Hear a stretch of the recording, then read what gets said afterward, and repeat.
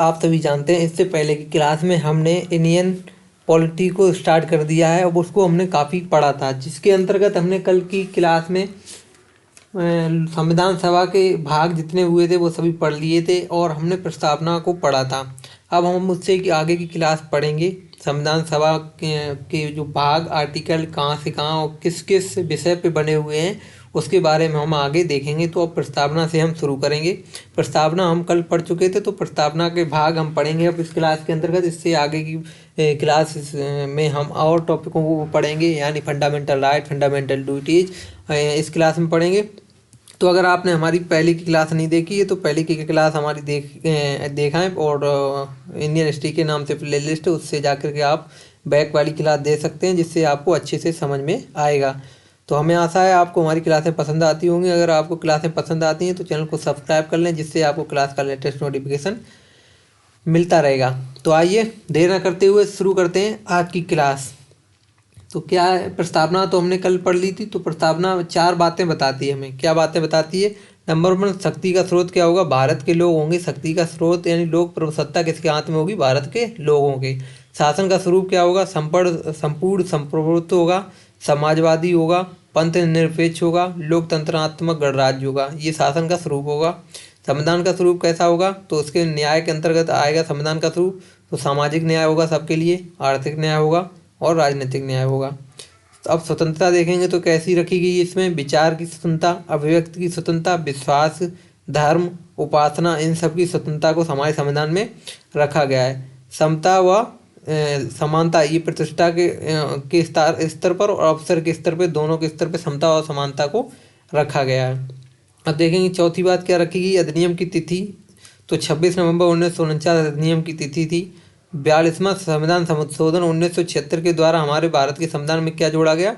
समाजवादी, पंथ निरपेक्ष और अखंडता जैसे शब्दों को जोड़ा गया। ये प्रस्तावना में संशोधन एक बार हुआ है केवल, इसी के द्वारा ये 3 शब्द जोड़े गए। अब भाग 1 देखेंगे तो क्या कह रखा? कल हमने सभी भाग 22 भाग, अपने टोटल भाग 22 को हमने पढ़ा था। उन 22 भागों के अंतर्गत कौन कौन से विषय आते हैं और कितने कितने आर्टिकल आते हैं, तो उनके बारे में हमने कल पढ़ा था। तो भाग जो 1 है वो हमें क्या बताता है? भाग 1 संघ एवं राज्य क्षेत्र को बताता है, और आर्टिकल 104 तक क्या है? हमारा भाग 1 है। तो आर्टिकल 1 क्या बताता है? भारत अर्थात इंडिया राज्यों का संघ होगा, यानी India that is Bharat will be a union of state. Bharat संघ के राज्य अनुसूची 1 में दिए गए हैं। अब आर्टिकल 2 हमें क्या बताता है? संसद विधि बनाकर नए राज्यों का प्रवेश तथा स्थापना कर सकती है, यानी कि नए राज्य बना सकती है संसद विधि बना करके। सिक्किम भारत का 22वां राज्य बना था। 35वां संविधान संशोधन 1974 में हुआ था, तब उसको क्या किया गया था? 22वां राज्य बनाया गया था। 1974 में सिक्किम को भारत का सह राज्य बना दिया गया था। 371 में, मतलब संविधान वो फंडामेंटल राइट के द्वारा, वो सॉरी 371वां, मतलब वो कॉन्स्टिट्यूशन अमेंडमेंट, जो 35वां संविधान संशोधन हुआ था उसके द्वारा 331वां राइट है वो इसको जोड़ा गया था। देखेंगे 36वां कॉन्स्टिट्यूशन अमेंडमेंट 1975 हुआ। उसके तहत 16 मई 1975 को क्या हुआ? सिक्किम को पूर्ण राज्य का दर्जा दे दिया गया, यानी 35वां संशोधन हुआ 1975 में। तो उससे क्या हुआ? सिक्किम को केवल भारत का सह राज्य बनाया गया।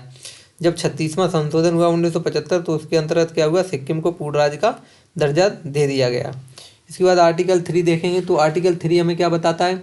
संसद विधि बनाकर भारत संघ के राज्यों का पुनर्गठन कर सकती है, यानी अगर संसद अपने कोई विधि बना करके भारत के संघ राज्य हैं उनका पुनर्गठन कर सकती है, उनकी सीमाओं को इधर उधर कर सकती है, उनके क्षेत्रों में कमी बढ़ोतरी कर सकती है, यानी नए राज्यों का निर्माण जो भारत के अंदर ही हो। राज्यों के क्षेत्र में वृद्धि कर सकती है, राज्यों के क्षेत्र में कमी कर सकती है, राज्यों की सीमाओं में परिवर्तन कर सकती है, राज्यों के नाम में भी परिवर्तन कर सकती है। इसी के अंतर्गत देखें तो 5वां संविधान संशोधन आया 1955 में, जिसके अंतर्गत राज्यों के पुनर्गठन के लिए राष्ट्रपति की पूर्व अनुमति आवश्यक है कहा गया। प्रभावित राज्यों की राय मांगी जाएगी, जो इससे प्रभावित होंगे कि हम अपनी सीमा को बढ़ाना चाहते हैं या कम करना चाहते हैं, लेकिन इसके लिए वो बाध्य नहीं है। प्रभावित यूटी की राय नहीं मांगी जाएगी, यानी यूनाइटेड टेरिटरी की क्या है, जो प्रभावित है उसकी राय मांगी नहीं जाएगी। अब आर्टिकल 4 देखेंगे, इसमें क्या बताया गया? यह 2 या 3 के पालन में संसद कोई विधि बनाती है तो इसे संविधान संशोधन नहीं माना जाएगा। यह 368 के बाहर माना जाएगा। जो आर्टिकल 368 है वह संविधान संशोधन को बताता है। तो अगर संविधान किसी के 2 या 3 मतलब राज्यों के पालन के लिए या नियमों के पालन के लिए संसद कोई विधि बनाएगी तो उसको क्या संविधान संशोधन नहीं माना जाएगा। ये आर्टिकल 4 में बताया गया है। भारत और बांग्लादेश के बीच कॉरिडोर है, जैसे 3 बीघा कॉरिडोर, ये इसे क्या जोड़ा मतलब सॉल्यूशन इसका निकाला गया। इसका सॉल्यूशन 100वां संशोधन हुआ 1 अगस्त 2015 द्वारा सॉल्यूशन इसका निकाला गया, जिसमें 111 क्षेत्र बांग्लादेश तथा 51 क्षेत्र भारत को मिले। इससे क्या किया हमने, भारत का जो क्षेत्र बांग्लादेश के पास था वो हमने ले लिया और अपना क्षेत्र हमने बांग्लादेश को दे दिया जो उसका हमारे पास था। अब देखेंगे राज्यों का पुनर्गठन। राज्यों का पुनर्गठन देखें तो भारत की आज़ादी के समय क्षेत्र देखेंगे तो ब्रिटिश भारत यानी जिसमें प्रांत और कमिश्नरी और ब्रिटेन के द्वारा जो प्राप्त थे उसमें देसी रियासतें थीं। इच्छा से पाकिस्तान या इंडिया में लोग शामिल हो सकते थे अपने देश से अपनी रियासतों को लेकर के। फ्रांस और पुर्तगाल के औपनिवेशिक क्षेत्र शामिल हो सकते थे। प्रारंभ में संविधान में भारतीय राज्यों को 4 श्रेणियों में विभक्त किया गया था। पार्ट ए में देखेंगे तो 9 राज्यों को जोड़ा गया था, असम, बिहार, बॉम्बे, मध्य प्रदेश, मद्रास, उड़ीसा, पंजाब, यूपी और वेस्ट बंगाल को, जिसे भाग का कहते हैं। निर्वाचित विधायिका पर राष्ट्रपति द्वारा नियुक्त राज्यपाल यहाँ पर क्या करेंगे, कार्यकाल करेंगे और यहाँ पे अपनी सरकार को चलाएंगे। पार्ट बी में देखेंगे तो क्या जोड़ा गया, पार्ट बी में देसी रियासतों को जोड़ा गया। 9 देसी रियासतें थीं, हैदराबाद, मैसूर, श्रावणकोर, पेप्सू, मध्य भारत, राजस्थान, सौराष्ट्र, जम्मू कश्मीर, पटियाला। इन देसी रियासतों को पार्ट बी के अंतर्गत जोड़ा गया। पार्ट सी के अंतर्गत देखें तो देसी रियासतों को जोड़ा गया प्लस कमिश्नरी क्षेत्रों को जोड़ा गया, जैसे अजमेर, भोपाल, बिलासपुर, कुर्ग, दिल्ली, हिमाचल प्रदेश, कच्छ, मणिपुर, त्रिपुरा, विंध्य क्षेत्र, ये सभी पार्ट सी में जोड़े गए। पार्ट डी में देखें तो अंडमान निकोबार में उपराज्यपाल द्वारा यहाँ पे शासन रहेगा, ये जोड़ा गया। टोटल कितने राज्य बने उस समय, 29 स्टेट थे आज़ादी के समय। आज़ादी के समय हमारे पास कितने स्टेट थे, 29 राज्य। इसके बाद धर आयोग आया, जून 1948 में गठित हुआ धर आयोग। इसके अध्यक्ष कौन थे, जस्टिस एस के धर। प्रथम भाषाई प्रांत आएगा। इस धर के आयोग ने क्या गठन किया, कहा कि पहली बार यानी कोई भाषाई प्रांत आयोग आया था, धर आयोग। इसकी रिपोर्ट क्या थी, भाषाई आधार पर मतलब किसी राज्य का गठन नहीं होना चाहिए, भाषाई आधार पर नहीं होना चाहिए।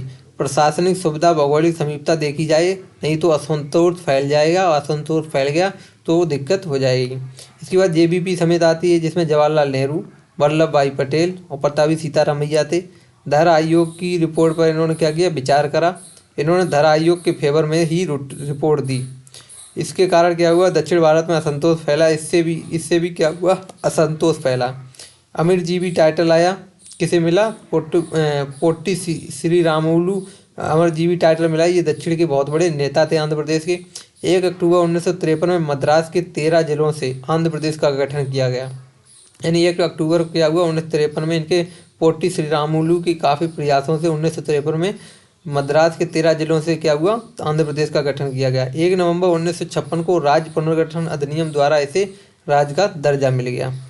फजल अली आयोग देखेंगे तो 29 दिसंबर 1953 में इसका फजल अली आयोग का गठन हुआ।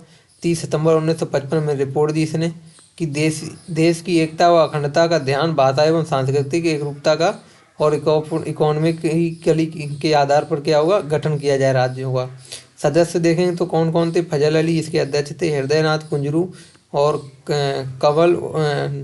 कवलम माधव और पड़कर, ये इसके क्या थे, सदस्य थे। सिफारिश इसमें क्या मानी थी, 1956 में इसकी सिफारिश फजल अली आयोग की मान ली गई थी। इसके बाद देखेंगे का खा गा राज्यों को ख़त्म करके, का खा गा राज्य जो ABCD राज्यों को रखा गया था लिस्ट में, उनको ख़त्म करके 16 प्रांत और 3 UT बने, यानी 16 प्रांतों को बनाया गया और 3 यूनाइटेड टेरिटरी को बनाया गया। फजल अली आयोग की रिपोर्ट के आधार पर राज्य पुनर्गठन अधिनियम 1956 आया। 14 प्रांत और 6 यूनिट टेरिटरी बनाए गए। इसके आधार पे 1960 में बम्बई राज्य से दो चीज़ों का गठन, 2 राज्यों का गठन हुआ। मराठी भाषा के आधार पर महाराष्ट्र का गठन हुआ और गुजराती भाषा के आधार पर गुजरात का गठन हुआ।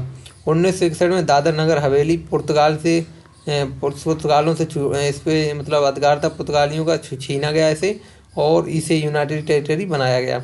1961 में गोवा जो पुर्तगाल का अधिकार था उससे भी छीना गया उस समय ये इसे क्या बनाया गया, यूनियन टेरिटरी बनाया गया। 1962 में पौंडचेरी, एनम, माहे और कारेकल मिलकर पौंडचेरी इन सभी को मिलाकर के पौंडचेरी का निर्माण हुआ। इसे भी क्या केंद्र शासित प्रदेश बनाया गया। पौंडचेरी केंद्र शासित प्रदेश 3 राज्य में फैला हुआ है, आप सभी जानते हैं ये क्या है, 3 राज्यों में फैला हुआ है। 1963 में नागालैंड, असम की नागा पहाड़ियाँ एवं तोंगसांग क्षेत्र से नागालैंड का निर्माण हुआ 1963 में। 1966 में सहयोग पर रिपोर्ट आई, सहयोग की रिपोर्ट आई। इसमें क्या हुआ, पंजाब पुनर्गठन अधिनियम आया। उसके अंतर्गत पंजाब और हरियाणा को हिंदी भाषा के आधार पर हुकुम सिंह समिति के आधार पर जो हिंदी भाषा की हुकुम सिंह समिति थी उसके आधार पर हरियाणा पंजाब को अलग कर दिया गया। हिमाचल प्रदेश को यूटी बनाया गया। 1971 में पूर्ण राज्य का इसे दर्जा मिला। चंडीगढ़ का गठन हुआ। भाषा के आधार पर राज्य पुनर्गठित 4 हुए, यानी भाषा के आधार पर 4 राज्यों का पुनर्गठन हुआ। 1969 में मेघालय असम में था, उसे क्या किया गया, उपराज्य बना दिया गया। 1972 में मणिपुर, मेघालय और त्रिपुरा क्या किया गया, फुल स्टेट बना दिए, यानी इन्हें पूर्ण राज्य का 1972 में दर्जा दे दिया गया। अब देखेंगे नेफा, यानी अरुणाचल प्रदेश प्लस मिजोरम हिस्सा थे इसके नेफा के। इस 1974 में सिक्किम इसका क्या 22वां राज्य बना दिया गया। 1974 में सिक्किम क्या हुआ, पूर्ण राज्य का दर्जा मिल गया, 22वां राज्य बना दिया गया। 1987 को देखेंगे तो अरुणाचल प्रदेश, मिजोरम, गोवा को पूर्ण राज्य बना दिया गया। 1987 में अरुणाचल प्रदेश, मिजोरम, गोवा को क्या हुआ, पूर्ण राज्य बना दिया गया। 2000 में देखेंगे तो छत्तीसगढ़ मध्य प्रदेश से अलग होकर बना, उत्तराखंड यूपी से अलग होकर बना और झारखंड बिहार से अलग होकर के बना। 2000 में तीनों राज्य ये अलग अलग होकर के इनका निर्माण हुआ, मध्य प्रदेश से छत्तीसगढ़, यूपी से उत्तराखंड और बिहार से झारखंड। अब देखेंगे आगे क्लास। इससे पहले क्लास आगे मतलब स्टार्ट करने से पहले बता दें, अगर आपने अभी तक चैनल को सब्सक्राइब नहीं किया है तो चैनल को सब्सक्राइब कर लें। 2 जून 2014 को तेलंगाना आंध्र प्रदेश से अलग हो गया। इसके बाद 31 अक्टूबर 2019 को जम्मू एंड कश्मीर पुनर्गठन अधिनियम आया। क्या आया, जम्मू एंड कश्मीर पुनर्गठन अधिनियम आया। जम्मू एंड कश्मीर को क्या करा, यूटी बनाया गया और लद्दाख, जम्मू एंड कश्मीर और लद्दाख को क्या बनाया गया, यूटी बनाया गया। इसमें लद्दाख में 7 डिस्ट्रिक्ट जोड़े गए, इन दोनों को क्या कर दिया गया, यूटी बना दिया गया। सबसे बड़ा यूटी कौन बनाया गया, लद्दाख। 26 जनवरी 2020 को दमन व दीव व दादर नगर हवेली को एक कर दिया गया। इन तीनों को क्या कर दिया गया, 26 जनवरी 2020 को एक कर दिया गया। दुनिया का सबसे लंबा हंगर स्ट्राइक कहाँ पे हुआ था, 2000 से लेके 2016 तक मणिपुर में हुआ था। इरोम चातुरु शर्मिला ने ये किया था। अब देखें अफस्पा क्या होता था, armed force special power act हुआ करता था। ये उस समय इसके खिलाफ इन्होंने भूख हड़ताल पे ये बैठे थे कि ये उस समय मणिपुर में लागू था। जो अफस्पा था ये armed force special power act था। इसमें सेना को अधिकार दे रखे थे, अगर कोई भी व्यक्ति कोई ऐसी एक्टिविटी करता तो शूट एंड शाउट के ऑर्डर थे उस समय, मतलब सीधा गोली सेना मार सकती थी, सेना गोली सीधी चला सकती थी। इसके विरोध में हंगर स्ट्राइक पे बैठे थे, 16 साल तक लगातार हंगर स्ट्राइक पे बैठे रहे थे मणिपुर के इरोम चातुरु शर्मिला। तो इसको क्या हुआ, ख़त्म कर दिया गया था फिर बाद में। इसके बाद देखेंगे नागरिकता यानी सिटीजनशिप, एकल नागरिकता जिसे कहते हैं, हमारे भारत में क्या है, एकल नागरिकता। भाग 2 के अंतर्गत आती है एकल हमारी नागरिकता, आर्टिकल 5 से 11 के अंतर्गत आती है। आर्टिकल 5 में देखेंगे तो संविधान के प्रारंभ में नागरिकता दी गई है। संविधान के प्रारंभ में नागरिकता, अधिवास के आधार पर प्लस रहने की इच्छा के आधार पर नागरिकता, जिनका जन्म भारत में हुआ हो उनको नागरिकता मिलेगी, जिनके माता या पिता में से कोई एक भारत में जन्मा हो उसे नागरिकता मिलेगी, संविधान लागू होने से 5 वर्ष पहले से भारत में रहते हो तो नागरिकता भारत की मिलेगी। आर्टिकल 6 देखेंगे, जो लोग पाकिस्तान से भारत आते हैं तो वे भारतीय नागरिक होंगे, ये बताया गया है इसमें। शर्तें क्या होंगी, वह स्वयं या उसके माता पिता या दादा दादी अविभाजित जब भारत का बंटवारा नहीं हुआ था तो भारत में जन्मे हों। 19 जुलाई 1948 को डेट ऑफ परमिट के बाद आने वाले व्यक्ति का आवेदन, यानी 19 जुलाई जो 1948 था डेट ऑफ परमिट थी, उसके बाद जो आएंगे व्यक्ति भारत में उन्हें क्या करना होगा, आवेदन करना होगा। प्लस 6 माह की निवास की शर्त है कि भारत में 6 माह तक रहना होगा। आर्टिकल 7 देखेंगे, जो लोग भारत से पाकिस्तान चले गए और पुनः भारत वापस आए वे भारतीय नागरिक होंगे। 1 मार्च 1947 के बाद पाकिस्तान जाने वाले लोग भारत के नागरिक नहीं होंगे, यानी 1 मार्च 1947 के बाद जो लोग भारत से पाकिस्तान गए हैं वो भारत के नागरिक नहीं होंगे, ये बताया गया आर्टिकल 7 में। अब देखेंगे तो आर्टिकल 8 में क्या बताया गया। आर्टिकल 8 में बताया गया कि विदेश में रहने वाले, आर्टिकल 8 में बताया गया कि विदेश में रहने वाले भारत उद्भव के व्यक्तियों को नागरिकता देगा। यानी जो विदेश में लोग रह रहे हैं पर भारत के उद्भव से पैदा, यानी भारत में ही पैदा हुए हैं, तो उन व्यक्तियों को क्या है, भारत नागरिकता देगा। बट उसकी उनमें क्या कंडीशन होनी चाहिए, पूर्वजों में कोई एक उनमें भारतीय हो जो भारत में ही पैदा हुआ हो, उनका पूर्वज, और आवेदन करना होगा इसके लिए उन्हें। अब आर्टिकल 9 देखेंगे, जो व्यक्ति स्वेच्छा से अन्य देश की नागरिकता ग्रहण करेगा उसकी भारतीय नागरिकता स्वयं समाप्त हो जाएगी। आर्टिकल 9 में बताया गया। आर्टिकल 10 में देखेंगे तो संविधान प्रारंभ के समय बने नागरिक आगे भी भारतीय नागरिक होंगे, ये कहा गया है।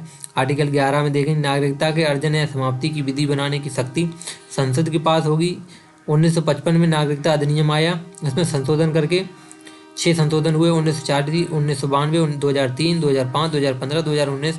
तो कहा गया नागरिकता प्राप्त करने के तरीके कितने होंगे, 5 होंगे। नंबर 1, जन्म से।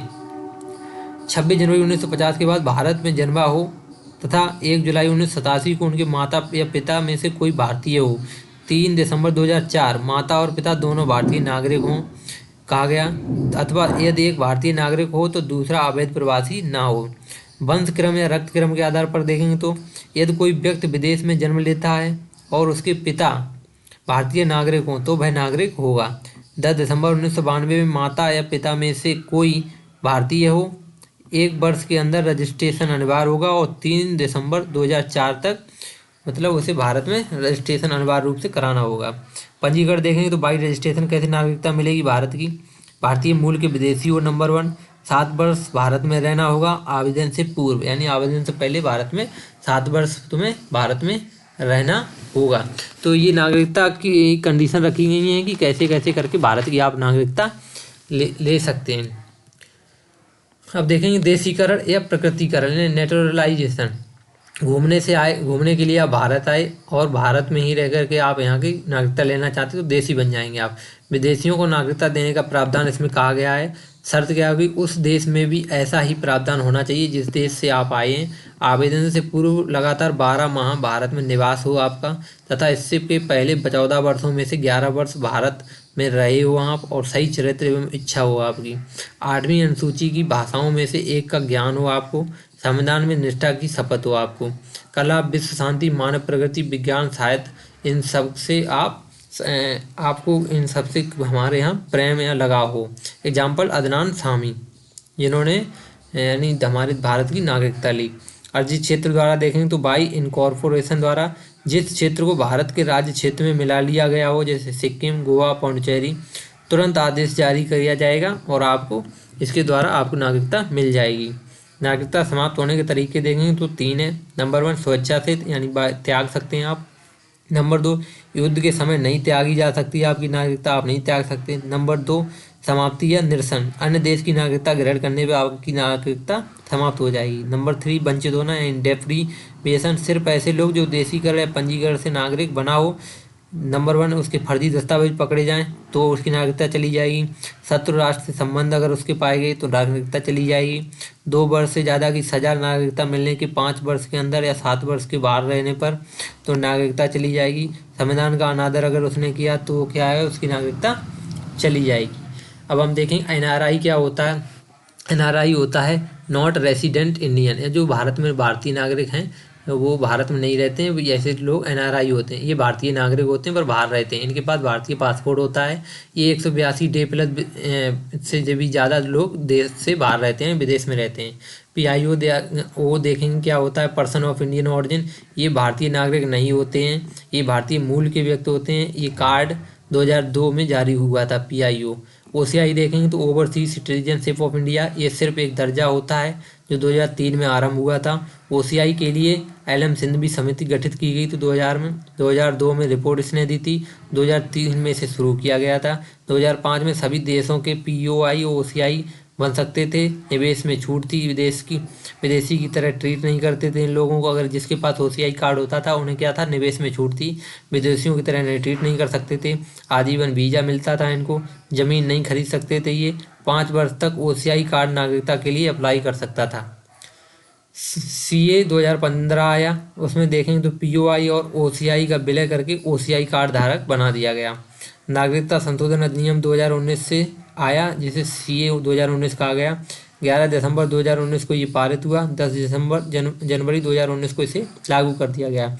ये अवैध प्रवासी की परिभाषा में संशोधन करके इसको नागरिकता संशोधन अधिनियम 2019 कहा गया। देखेंगे तो 31 दिसंबर 2014 तक अफगानिस्तान, पाकिस्तान, बांग्लादेश, भारत आए, यानी इन देशों से जो भारत आ गए थे लोग, अवैध प्रवासी नहीं माने जाएंगे। यानी 2014 तक जो आ गए थे उन्हें अवैध प्रवासी नहीं माना जाएगा। देशीकरण द्वारा नागरिकता के प्रावधान में संशोधन किया गया।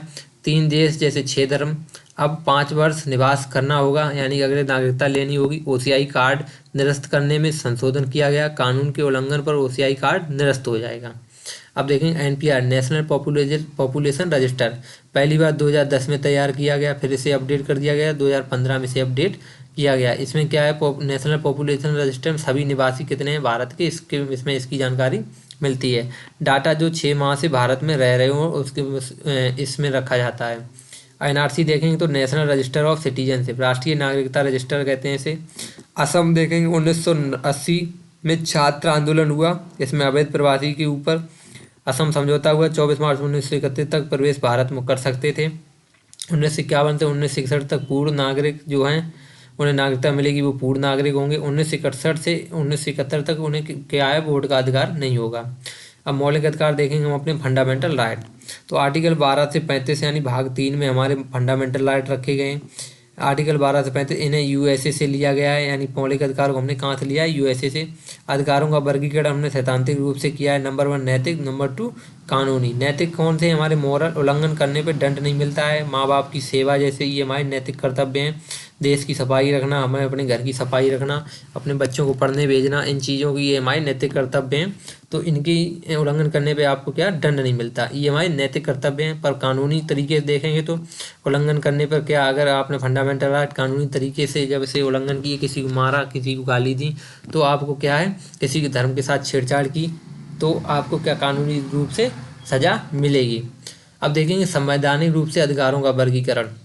नंबर 1 प्राकृतिक अधिकार यानी नेचुरल राइट, जो प्रकृति द्वारा हमें मिले हैं। मानवाधिकार यानी ह्यूमन राइट्स, UNO ने 10 दिसंबर 1948 को एक घोषणा की थी, इसीलिए 10 दिसंबर 1948 से हम मानवाधिकार दिवस यानी ह्यूमन राइट डे कब मनाते हैं, 10 दिसंबर को। विधिक अधिकार देखेंगे तो लीगल राइट्स होंगे जो संवैधानिक रूप से मिलेंगे, वो मौलिक अधिकार होंगे। और सामुदायिक कानून यानी स्टेचुटरी के द्वारा मिलेंगे उन्हें, जैसे सूचना का अधिकार, तो ये हमें कैसे मिलेंगे, संवैधानिक कानून होने यानी सामुदायिक कानूनी तरीके से हमें मिलेंगे। मौलिक अधिकार देखेंगे तो पहली बार मौलिक अधिकार 15 जून 1215 को ब्रिटेन की जनता के को राजा जॉन द्वारा दिए गए थे। 1789 में फ्रांसीसी क्रांति से जनता को मौलिक अधिकार मिले थे। 1791 में USA में बिल ऑफ राइट्स से जनता को मिले थे। भारत में मौलिक अधिकारों की मांग कब उठी, नंबर 1 1895 में बाल गंगाधर तिलक ने स्वराज बिल में की थी इसकी मांग। 1925 में एनी बेसेंट ने कॉमनवेल्थ ऑफ इंडिया बिल में इसकी मांग की थी। 1928 में नेहरू रिपोर्ट में इसकी मांग की गई। 1931 में कराची अधिवेशन में नेहरू जी ने इसकी मांग की। 1931 में गोलमेज सम्मेलन में महात्मा गांधी ने इसकी मांग की। 1945 में सप्रू कमेटी मौलिक अधिकार संविधान में होने चाहिए, इसकी सप्रू कमेटी ने मांग की थी। मौलिक अधिकार के हनन पर सीधे सर्वोच्च न्यायालय जा सकते हैं हम लोग, यानी सुप्रीम कोर्ट में जाया जा सकता है। मौलिक अधिकारों में संशोधन के लिए 2/3 यानी पूर्ण बहुमत यानी विशेष बहुमत की जरूरत होती है। मौलिक अधिकार असीमित नहीं है, ये हमारे राष्ट्रीय आपातकाल के दौरान आर्टिकल 20 और 21 जो हमारे हैं, वो उनके सिवा सभी आर्टिकल हमारे छीन लिए जाते हैं, यानी सभी मौलिक अधिकार हमारे छीन लिए जाते हैं। मौलिक अधिकार परिवर्तनीय है, यानी न्यायालय द्वारा लागू होते हैं। ये मौलिक अधिकार नकारात्मक प्रवृत्ति के हैं, यानी जब कभी आप मौलिक अधिकार को पढ़ेंगे, जैसे संपत्ति का अधिकार है या कोई भी अधिकार है हमें, तो वो अधिकार उसकी जो कंडीशन है वो पॉजिटिव है। यानी कि अगर आप किसी धर्म का विरोध करते हैं, तो ये चीज़ तो मतलब ये तो आप धर्म का विरोध कर रहे हैं, धर्म का विरोध कर रहे हैं, बाकी तो सीधा है कि धर्म का आप विरोध कर रहे हैं, पर ये काम करने का कंडीशन क्या है, ये चीज़ क्या है, नेगेटिव है ना, कि आप कोई गलत काम कर रहे हैं। तो हमारी प्रवृत्ति क्या है, मौलिक अधिकार की नकारात्मक प्रवृत्ति है। कुछ मौलिक अधिकार केवल भारतीयों को ही प्राप्त हैं, आपने सभी को पता है, यानी कि आर्टिकल 15, 16, 19, 29, 30 ये केवल क्या है, भारतीय को ही प्राप्त है, प्लस और जो बचे हुए आर्टिकल हमारे वो बाकी इंडिया प्लस विदेशी लोगों को भी प्राप्त हैं। जैसे अधित्याग का सिद्धांत से लागू है इसमें मौलिक अधिकार में हमारे भारत में फंडामेंटल राइट का त्याग नहीं किया जा सकता, क्योंकि ये व्यक्तिगत हित के लिए ना होकर सामाजिक हित के लिए बने हैं। आच्छादन का सिद्धांत यानी ग्रहण का सिद्धांत कहते हैं, इसे इसके अंतर्गत रखा गया है। वर्तमान में मौलिक अधिकार देखेंगे तो नंबर 1 समानता का अधिकार आर्टिकल 14 से 18, स्वतंत्रता का अधिकार 19 से 22, शोषण के विरुद्ध अधिकार आर्टिकल 23 से 24, धार्मिक स्वतंत्रता का अधिकार 25 से 28, सांस्कृतिक एवं शैक्षणिक अधिकार 29 से 30 और संवैधानिक उपचारों का अधिकार 32वें आर्टिकल में रखा गया है। जो शिक्षा का अधिकार था हमारे पास उसको आर्टिकल फंडामेंटल राइट से हटा दिया गया है, शिक्षा के अधिकार को। अब देखेंगे तो आर्टिकल 12 को देखेंगे हम।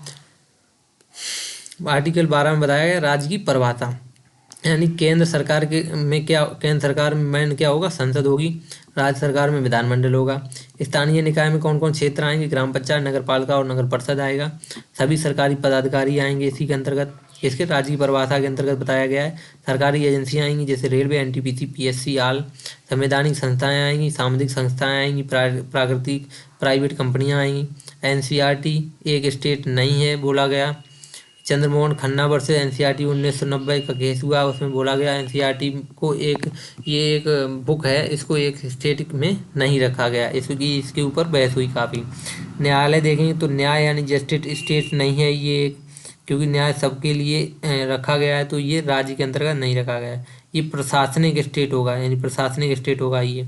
आर्टिकल 13 में देखें जो भी विधियाँ फंडामेंटल राइट की असंगत होंगी शून्य मान ली जाएंगी। 13(1) में देखो संविधान बनने के पहले की विधियां बताया गया है। 13(1) में जो विधियां संविधान बनने की पहले की होंगी वो शून्य मान ली जाएंगी। 13(2) में संविधान लागू होने के बाद की विधियां। 13(3) में विधि की व्याख्या बताई गई है। 13(4) में संविधान संशोधन आर्टिकल 368 को भाग 3 के संदर्भ में विधि नहीं माना जाएगा, ये बताया गया केशवानंद भारती केस के अंतर्गत 13(4) में। अब देखेंगे समानता का अधिकार हमारा 14 से 18 आर्टिकल के बीच में आता है। तो आर्टिकल 14 कहता है राज्य किसी व्यक्ति को विधि के समझ, समता और विधि की समान संरक्षण से वंचित नहीं करेगा। विधि की समझ, समता का मतलब है कानून के लिए सब समान होंगे। विधि के समान संरक्षण से मतलब है समान परिस्थितियों में समान व्यवहार होगा, यानी कि अगर कोई गरीब है तो उसको उसी तरीके से उसको यानी समान तरीके से रखा जाएगा, अगर कोई अमीर है तो उसको उसी कंडीशन के द्वारा उसके साथ व्यवहार किया जाएगा, ना कि कानून आप गरीबों के लिए अलग है और अमीरों के लिए अलग है, यानी अमीर लोगों पर धन है तो इसका मतलब कानून डिफरेंट तरीके से आप काम करो, ऐसा नहीं होगा। सबके लिए सभी परिस्थितियों में समान व्यवहार होगा। आर्टिकल 15(1) कहता है राज्य केवल धर्म, मूल, जाति, लिंग, वंश, जन्म स्थान के आधार पर भेदभाव नहीं करेगा। 15(2) कहता है किसी व्यक्ति को दुकान, होटलों, भोजनालयों और मनोरंजन स्थल पर प्रवेश से इनकार नहीं किया जाएगा। आर्टिकल 15(2) कहता है। 15(2) भी क्या कहता है, सार्वजनिक स्तर पर प्रवेश से इनकार नहीं किया जाएगा। 15(3) कहता है राज्य स्त्रियों और बालकों के लिए विशेष प्रावधान कर सकता है। 15(4) कहता है सामाजिक और शैक्षिक रूप से पिछड़े तथा अनुसूचित जाति और जनजाति के लिए विशेष प्रावधान कर सकता है। आर्टिकल 15(5) कहता है ओबीसी, एससी, एसटी के लिए शैक्षणिक संस्थाओं में प्रवेश में आरक्षण मिलेगा। ये 93वां संविधान संशोधन 2005 के द्वारा इसे जोड़ा गया है। 15(6) क्या कहता है आर्थिक रूप से पिछड़े सवर्णों को आरक्षण मिलेगा। 103वां संविधान संशोधन 2019 द्वारा इसे जोड़ा गया है। आर्टिकल 16 देखेंगे तो नौक नियोजन के अवसर पर समता प्रदान की जाएगी। 16 देखेंगे तो धर्म, जाति, मूलवंश, लिंग, जन्म स्थान, उद्भव और निवास स्थान के आधार पर भेदभाव नहीं किया जाएगा। आर्टिकल 16(3) कहता है निवास स्थान के आधार पर भेदभाव नहीं हो सकता। आर्टिकल 16(4) कहता है राज्य के अधीन सेवाओं में पिछले लोगों के लिए आरक्षण होगा। आर्टिकल 16(4) कहता है पदोन्नति में आरक्षण, SC ST के लिए 77वां संविधान संशोधन आया 1995 में इसे जोड़ा गया है। आर्टिकल 16(4) भी कहता है अग्रनयन का सिद्धांत इन कैरवाई फॉरवर्ड, यानी कैसे करके उन्हें एक स्थिति से ऊपर स्थिति को बढ़ाने के लिए कैसे उन लोगों को बढ़ाया जाए। 81वां संविधान संशोधन आया 2000 में। 16(5) में देखेंगे नियुक्ति में वरीयता, यानी SC ST को कैसे आरक्षण मिला है उसी के हिसाब से उन्हें नियुक्ति में क्या वरीयता दी जाएगी। 16(6) देखेंगे तो इकोनॉमिकल व्हीकल सेक्शन को 10% आरक्षण मिलेगा, यानी सिंघो आयोग की सिफारिश पर इसे जोड़ा गया था। जनरल लोगों में जो इकोनॉमिकल व्हीकल सेक्शन है उनमें 10% कैसे आरक्षण, यानी उसमें भी कमज़ोर लोग हैं तो उन्हें 10% आरक्षण दिया जाएगा।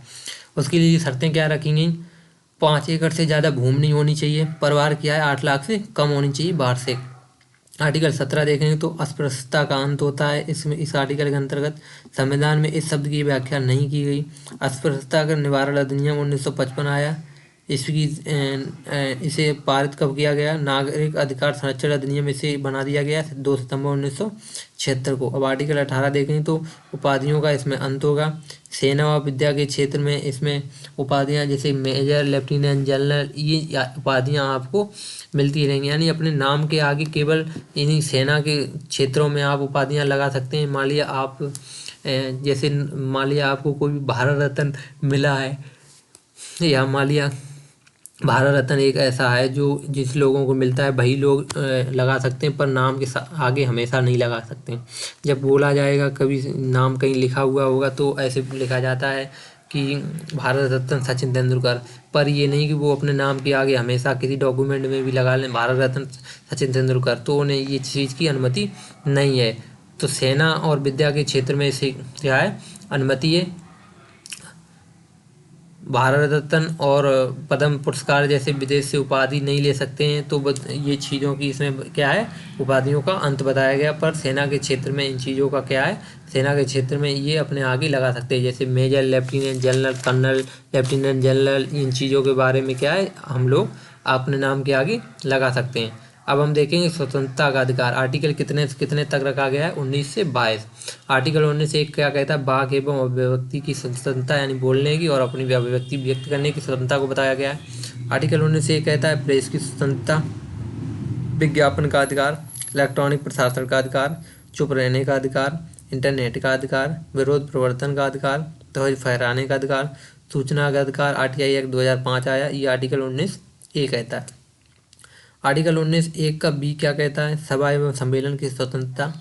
19 का सी कहता है संघ या संगठन बनाने की स्वतंत्रता। 19 का डी कहता है निर्वाह संचरण की स्वतंत्रता, कहीं भी आ जा सकते हैं। 19 का ई कहता है देश में कहीं भी बसने का अधिकार। 19 का जी कहता है जीविकोपार्जन हेतु कोई भी पेशा का अधिकार, कोई भी काम कर सकते हैं। आर्टिकल 20 क्या कहता है? अपराधों के लिए दोष सिद्धि के संबंध में संरक्षण। आर्टिकल 20(1) क्या कहता है? करियत्तर विधि से संरक्षण, यानी अपराध के समय के कानून के अनुसार ही उसे क्या है? संरक्षण दिया जाएगा। आर्टिकल 20(2) क्या कहता है? दोहरी क्षति से संरक्षण, एक अपराध के लिए एक बार से अधिक दंड नहीं दिया जाएगा। आर्टिकल 20 का 3 क्या कहता है?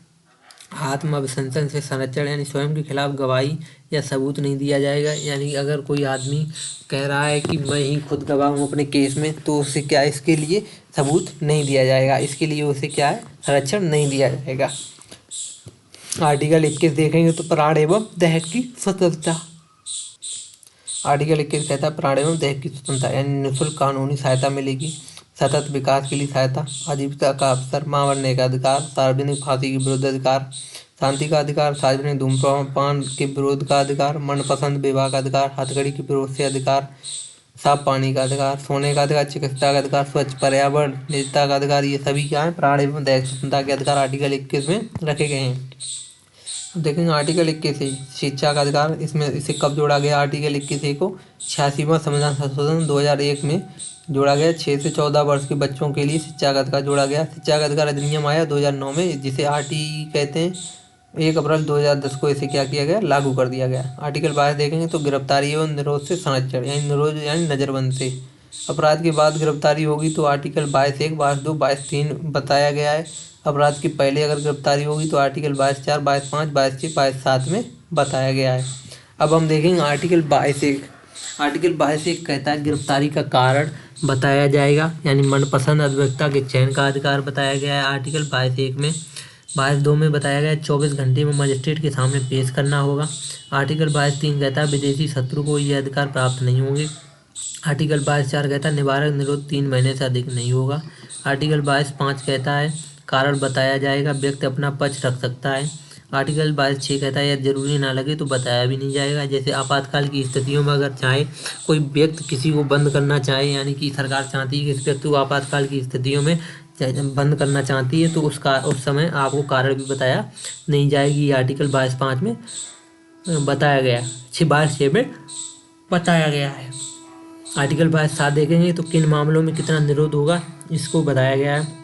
अब देखेंगे हम शोषण के विरुद्ध अधिकार, आर्टिकल 23 से 24 रखा गया है शोषण के विरुद्ध अधिकार को।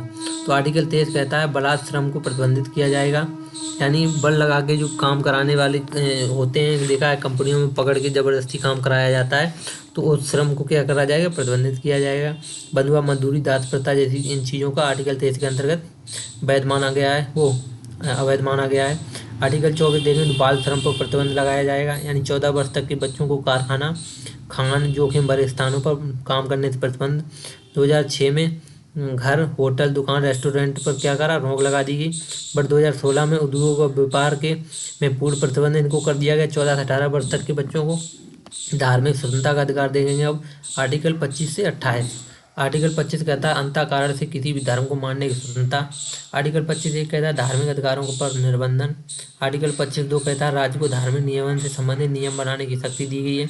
आर्टिकल 26 कहता है धार्मिक कार्यों का प्रबंधन की स्वतंत्रता स्थापना से रिलेटेड है ये। आर्टिकल 27 कहता है किसी भी व्यक्ति को किसी धर्म के प्रचार के लिए कर देने की से बाध्य नहीं माना किया जाएगा, यानी कि जो वो देते हैं, टैक्स देते हैं, उससे बाध्य नहीं किया जाएगा, चंदा देते हैं। आर्टिकल 28 पूर्णतः राज्य वित्त पोषित स्थानों में धार्मिक स्तर शिक्षा नहीं दी जाएगी, यानी जो राज्य द्वारा पैसा लगा के शिक्षण संस्थान बनाए गए उनमें धार्मिक शिक्षा नहीं दी जाएगी। आर्टिकल 28 में बताया गया है। आर्टिकल 28(1) में बताया गया। आर्टिकल 28(2) देखें तो ऐसी शिक्षण संस्थान या धार्मिक शिक्षा अनिवार्य हो दी जा सकती है। आर्टिकल 28(3) देखें राज्य द्वारा मान्यता प्राप्त अथवा सहायता प्राप्त शिक्षण संस्थानों में धार्मिक शिक्षा दी जा सकती है। अब देखेंगे संस्कृत और यानी कि संस्कृत का और एवं शिक्षा संबंधी जो अधिकार है हमारे, वो किस आर्टिकल में बताए गए हैं, तो वो आर्टिकल है 29 से 30 में बताए गए हैं। आर्टिकल 29 कहता है अल्पसंख्यकों के हितों का संरक्षण होगा। अल्पसंख्यक जो आयु 17 मई को गठित किया गया था, 17 मई कब गठित किया गया, 17 मई 1993 में। 29(1) देखेंगे तो भारत में निवास करने वाले नागरिकों के किसी वर्ग को जिसका अपनी विशिष्ट भाषा, लिपि या संस्कृत है उसके संरक्षण का उसे अधिकार है। आर्टिकल 29(2) कहता है राज्य द्वारा पोषित शैक्षणिक संस्था में केवल भाषा, मूलवंश, जाति आदि के आधार पर वंचित नहीं किया जाएगा। आर्टिकल 30(1) कहता है सभी अल्पसंख्यकों को अपनी रुचि की शैक्षिक संस्थाओं की स्थापना और प्रशासन का अधिकार होगा। आर्टिकल 30(2) कहता है राज्य सहायता देने में अल्पसंख्यक शिक्षण संस्थानों के साथ भेदभाव नहीं करेगा। आर्टिकल 31 कहता है राज्य द्वारा संपत्ति के अधिग्रहण के खिलाफ अधिकार 44वां संशोधन द्वारा इसे क्या किया गया, समाप्त कर दिया गया, यानी राज्य द्वारा संपत्ति का जो अधिग्रहण किया गया था वो इसको क्या किया गया, 44वां संशोधन आया उससे क्या किया गया, खत्म कर दिया गया। अब देखेंगे आर्टिकल 32 संवैधानिक उपचारों का अधिकार। 32(1) कहता है तो व्यक्ति या नागरिक फंडामेंटल राइट के अतिक्रमण पर सीधे सुप्रीम कोर्ट जा सकते हैं। 32(2) कहता है सुप्रीम कोर्ट को फंडामेंटल राइट के लिए एक रिट जारी करने की शक्ति दी गई है। 32(3) कहता है संसद अन्य न्यायालयों को भी रिट जारी करने की शक्ति दे सकती है। आर्टिकल 32(4) कहता है यह संविधान में प्रावधान नहीं तो फंडामेंटल राइट निलंबित नहीं किए जा सकते हैं। आर्टिकल 33 कहता है सशस्त्र बल और मौलिक अधिकार, इनके फंडामेंटल राइट सीमित किए जा सकते हैं। सशस्त्र बलों यानी जो हमारी आर्मी फोर्स वगैरह हैं, इनके क्या है, फंडामेंटल राइट सीमित किए जा सकते हैं। यहाँ पे सीमित इसलिए किए जा सकते हैं क्योंकि हमें अपने से बड़े का अफसर का क्या होता है, यानी नियम मानना पड़ता है।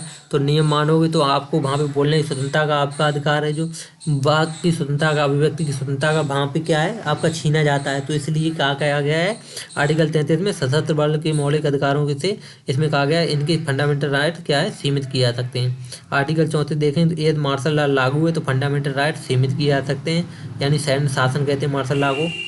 आर्टिकल 35 कहता है फंडामेंटल राइट के संबंध में संसद की विधि बनाने की शक्ति दी गई संसद को, आर्टिकल 35 में। अब देखेंगे डीपीएसपी, राज्य के नीति निर्देशक तत्व जो भाग 2 में रखे गए हैं। डीपीएसपी जो भाग 4 में रखे गए हैं। डीपीएसपी को हमने कब इसमें रखा है, भाग 4 में रखा है। ये आयरलैंड के संविधान से प्रेरित है, इन्हें आयरलैंड के संविधान से लिया गया है। इनका वर्णन आर्टिकल 36 से 51 में है। उद्देश्य इनका क्या था, लोक कल्याणकारी राज्य की स्थापना। ये सकारात्मक है, ये प्रवृत्ति नहीं है। डीपीएसपी को अनोखी विशेषता किसने कहा था, डॉक्टर अम्बेडकर ने, भीमराव अम्बेडकर ने। संविधान की आत्मा इसे किसने कहा था, जी ऑस्टिन ने। और एक ये सच्चा यानी कि सच्चा कूड़ादान है, ये किसने कहा था, टी कृष्णामाचारी ने। अब आगे की क्लास देखने से पहले बता दें, अगर आपने अभी तक चैनल को सब्सक्राइब नहीं किया तो चैनल को सब्सक्राइब कर लें और वीडियो को लाइक नहीं किया तो लाइक करना ना भूलें। इसके बाद देखें आर्थिक एवं सामाजिक सिद्धांत। तो आर्टिकल किसमें रखे गए हैं, 39, आर्टिकल 38, 39, 41, 42, 43 और 43A में रखे गए हैं क्या, आर्थिक एवं सामाजिक सिद्धांत। अब देखेंगे गांधीवादी सिद्धांत देखेंगे तो आर्टिकल 40, 43, 20, 46, 47 और 48 में रखे गए हैं। उदारवादी सिद्धांत देखेंगे तो आर्टिकल 44, 45, 48, 48 ए, 49, 50, 51 में उदारवादी सिद्धांत रखे गए हैं। अब देखेंगे तो आर्टिकल 36 क्या कहता है डीपीएसपी का, राज्य की परिभाषा वही है जो भाग 3 के आर्टिकल 12 में बताई गई है। आर्टिकल 37 कहता है भारतीय संविधान का आर्टिकल 37 निर्देशक सिद्धांतों के कार्यों के बारे में बताता है। आर्टिकल 38 कहता है राज्य सामाजिक, आर्थिक और राजनीतिक असमानता को कम करने के लिए काम कर सकता है। आर्टिकल 39 से क्या कहता है, सभी नागरिकों को आजीविका के पर्याप्त साधन का अधिकार, पुरुषों और महिलाओं दोनों को समान कार्य के लिए समान वेतन, श्रमिकों की शक्ति और स्वास्थ्य की सुरक्षा, कुछ लोगों के पास धन केंद्र न हो पाए इसके लिए प्रावधान किए जाएंगे। तो ये कब किसमें बताया गया, आर्टिकल 39 ए में। आर्टिकल 39 कैपिटल ए देखेंगे तो समान, ये जोड़ा गया है इसे, समान एवं निःशुल्क विधि सहायता मिलेगी। ये 42वां संविधान संशोधन 1944 के द्वारा इसे जोड़ा गया है। आर्टिकल 40 देखें तो ग्राम पंचायतों के गठन की बात की गई है, जैसे नागालैंड, मेघालय, मिजोरम, दिल्ली में ग्राम पंचायत नहीं है। आर्टिकल 41 देखेंगे तो बेरोजगारी, बुढ़ापा, बीमारी आदि सार्वजनिक सहायता पाने का अधिकार दिया गया है। आर्टिकल 42 में देखें तो राज्य काम की न्याय संगत और मानवीय परिस्थितियों को सुनिश्चित करने एवं मातृत्व राहत के लिए प्रावधान कर सकता है। आर्टिकल 43 देखें तो राज्य सभी कामगारों के लिए निर्वाह योग्य मजदूरी सुनिश्चित कर सकता है। आर्टिकल 43 से 42वें संविधान संशोधन 1976 से उद्योगों के प्रबंधन में श्रमिकों की भागीदारी होगी सुनिश्चित करने के लिए राज्य कदम उठाएगा। आर्टिकल 43 भी क्या कहता है, सहकारी समिति के स्वैच्छिक गठन के एवं पेशेवर प्रबंधन को बढ़ावा मिलेगा। आर्टिकल 44 भारत के राज्य क्षेत्र में नागरिकों के लिए समान नागरिक संहिता का प्रयास किया जाएगा। आर्टिकल 45 कहता है सभी बच्चों को 6 वर्ष की आयु पूरी करने तक प्रारंभिक बाल्यावस्था देखभाल और शिक्षा प्रावधान करना होगा। आर्टिकल 46 कहता है राज्य समाज के कमजोर वर्ग के शैक्षिक एवं आर्थिक हितों की बात को रखेगा। आर्टिकल 47 कहता है लोगों के पोषण स्तर और जीवन स्तर को ऊपर उठाना, सुधार करना ये राज्य का काम होगा। आर्टिकल 48 कहता है गाय, बछड़े एवं दुधारू जानवरों के वध पर रोक एवं नस्लों में सुधार करना होगा। आर्टिकल 48 ये कहता है पर्यावरण की रक्षा, वन्य जीवों की रक्षा करना, सुधार करना, नए वन्य जीवों को, पौधों को, नई प्रजातियों को लगाना 48 में बताया गया है। आर्टिकल 49 कहता है राज्य की कलात्मक एवं ऐतिहासिक स्मारक स्थान की रक्षा करना। आर्टिकल 50 कहता है राज्य की लोक सेवाओं में न्यायपालिका को कार्यपालिका से अलग करने के लिए कदम उठाना। आर्टिकल 51 कहता है राज्य इंटरनेशनल यानी अंतर्राष्ट्रीय शांति और सुरक्षा स्थापित करना, अंतर्राष्ट्रीय विवादों को मध्यस्थता करके सुधारना, ये कहा गया है आर्टिकल 51 में। तो आप सभी देख रहे हैं डीपीएसपी में काफ़ी चीज़ों को रखा गया है, इसीलिए डीपीएसपी को कहा गया है। भीमराव अम्बेडकर ने क्या कहा डीपीएसपी को भारत की एक अनोखी विशेषता बताया गया है, इसीलिए क्योंकि डीपीएसपी में उन सभी चीज़ों को रखा गया है जो एक नागरिक को उनके अधिकार देती हैं। अब हम देखेंगे फंडामेंटल ड्यूटीज यानी मौलिक कर्तव्य को भाग 4A में रखा गया है, आर्टिकल 51A में रखा गया है। इसे मूल कर्तव्य 42वां संविधान संशोधन से सरदार स्वर्ण सिंह की समिति की सिफारिश पर 1976 में जोड़े गए हैं। इस समय देश के प्रधानमंत्री कौन थी, इंदिरा गांधी थी। 1976 में 10 मूल कर्तव्य जोड़े गए थे। 11वां मौलिक कर्तव्य 46वां संविधान संशोधन 2002 द्वारा जोड़ा गया।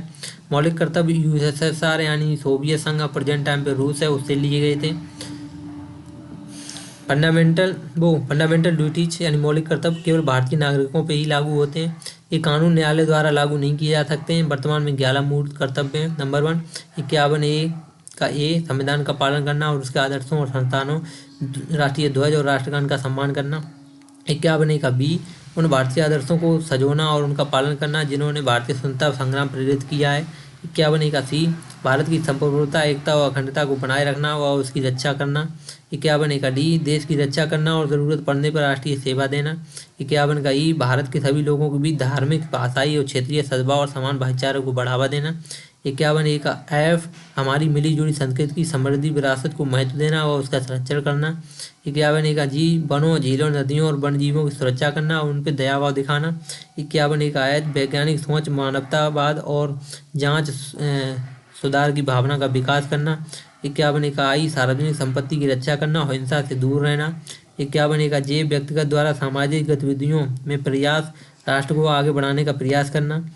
आर्टिकल 51A का K माता और पिता अपने बच्चों को शिक्षा के अवसर प्रदान करने का कर्तव्य, ये 51A का K में रखा गया है। अब हम राष्ट्रपति को पढ़ने से पहले हम आप सभी को बता दें, अगर आप चैनल पे नए हैं तो चैनल को सब्सक्राइब करना नहीं भूलें, वीडियो को लाइक करना नहीं भूलें और अपनी सुझाव देना नहीं भूलें। कमेंट बॉक्स में सुझाव जरूर दें कि आपको ये क्लास कैसी लग रही है। भाग 5 देखेंगे तो भाग 5 में राष्ट्रपति को रखा गया है। संघ की कार्यपालिका को के अंतर्गत राष्ट्रपति को रखा गया। आर्टिकल देखेंगे तो 52 से 151 तक राष्ट्रपति के आर्टिकल हैं। राष्ट्रपति उपराष्ट्रपति देखेंगे तो प्रधानमंत्री, मंत्रिपरिषद, महान्यायवादी 52 से 78 आर्टिकल तक इन्हें रखा गया है, प्रधानमंत्री, मंत्रिपरिषद और महान्यायवादी को। अब देखेंगे हम राष्ट्रपति के सभी अनुच्छेदों के बारे में देखेंगे तो राष्ट्रपति के सभी अनुच्छेद आर्टिकल 52 में पद यानी प्रेसिडेंट, 53 कार्यपालिका का प्रमुख एग्जीक्यूटिव पावर्स, 54 में निर्वाचन यानी इलेक्शन, 55 में कोटा मैनर्स ऑफ इलेक्शन, 56 में कार्यकाल यानी टर्म, 57 में दोबारा निर्वाचन री इलेक्शन, 58 में योग्यता यानी क्वालिफिकेशन, 59 में दशाएं यानी कि कंडीशन, आर्टिकल 60 में शपथ यानी ओथ, आर्टिकल 61 में महाभियोग यानी इम्पीचमेंट, आर्टिकल 62 में रिक्ति यानी वैकेंट। यानी ये सभी आर्टिकल 52 में पद रखा गया है। 53 में कार्यपालिका, 54 में निर्वाचन, आर्टिकल 55 में कोटा, आर्टिकल 56 में कार्यकाल, आर्टिकल 57 में दोबारा निर्वाचन होगा, आर्टिकल 58 में योग्यता, आर्टिकल 59 में दशाएं, आर्टिकल 60 में शपथ, आर्टिकल 61 में महाभियोग और आर्टिकल 62 में रिक्ति। तो आर्टिकल 52 पढ़ेंगे तो भारत का एक राष्ट्रपति होगा, इसमें बताया गया है वह भारत का प्रथम नागरिक होगा, यह सामुदायिक प्रमुख होता है। आर्टिकल 53 ये देखेंगे तो संघ की कार्यपालिका की शक्ति राष्ट्रपति में नियुक्त होगी। आर्टिकल 53(2) बताया गया रक्षा बलों की प्रमुख होंगे। आर्टिकल 54 देखेंगे तो राष्ट्रपति का निर्वाचन नामांकन होगा, तब 50 प्रस्तावक होने चाहिए। मतलब अगर राष्ट्रपति चुनाव लड़ना चाहता है राष्ट्रपति पद के लिए तो 50 प्रस्तावक होने चाहिए और 50 समर्थक होने चाहिए और 15,000 रुपये की जमानत राशि जमा करनी होगी। निर्वाचक मंडल में संसद के दोनों सदनों के निर्वाचित सदस्य होंगे, राज्यों और केंद्र शासित प्रदेशों के निर्वाचित सदस्य होंगे। इसमें आर्टिकल 55 देखें तो आर्टिकल 55 में राष्ट्रपति के निर्वाचन की प्रणाली रखी गई है, वो अप्रत्यक्ष चुनाव होगा, आनुपातिक प्रतिनिधित्व होगा, एकल संक्रमणीय मत होगा और गुप्त मतदान होगा। इस प्रणाली में संशोधन विशेष बहुमत और राज्यों की सहमति से ही हो सकता है।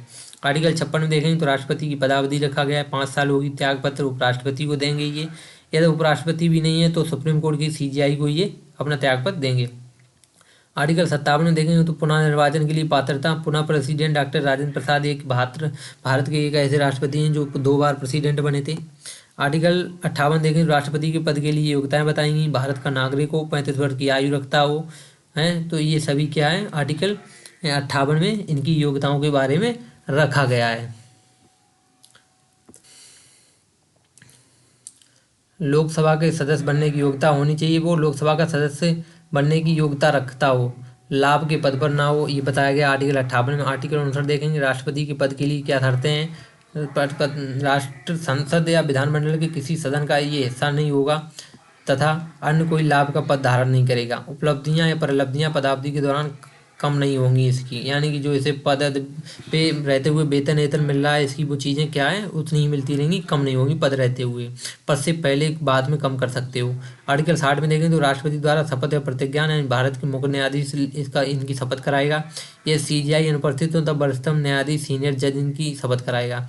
आर्टिकल 61 देखें राष्ट्रपति पर महाभियोग चलाने की प्रक्रिया USA से ली गई है। एक अर्ध न्यायिक प्रक्रिया है, ये प्रक्रिया संविधान के उल्लंघन पर अपनाई जाती है। इस प्रक्रिया से पद से हटाया जाता है। कम से कम 14 दिन पूर्व राष्ट्रपति को नोटिस दिया जाता है और जिस सदन से जाएगा उसके 1/4 सदस्य के हस्ताक्षर उस नोटिस पर इस सदन के 2/3 सदस्य द्वारा उसे पारित किया जाता है। दूसरे सदन में अब अन्वेषण 2/3 बहुमत से पारित होना चाहिए उसे। आर्टिकल 62 कहता है रिक्ति को भरने के लिए निर्वाचन का समय और पदावधि 6 महीने के अंदर चुनाव होना चाहिए। 5 वर्ष की अवधि तक पद ग्रहण करेगा वो।